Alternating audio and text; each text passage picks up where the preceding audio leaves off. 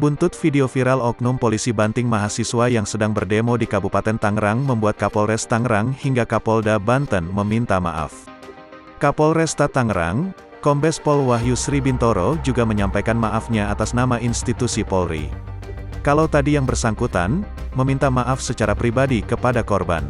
Kalau saya, Kapolresta Tangerang, meminta maaf kepada seluruh mahasiswa, kata dia. Bapak Kapolda juga tadi menyampaikan permohonan maaf atas kejadian tadi, di mana oknum NP bertindak di luar SOP, kata Wahyu.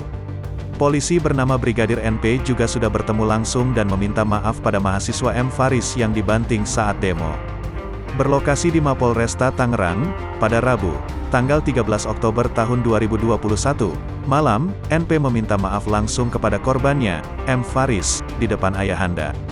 Saya meminta maaf kepada Mas Faris, atas perbuatan saya. Dan saya siap bertanggung jawab atas perbuatan saya, kata Brigadir NP. Sekali lagi saya meminta maaf atas perbuatan saya, kepada keluarga, imbuhnya. Usai meminta maaf, NP langsung bersalaman dan memeluk Faris sebagai bentuk penyesalan.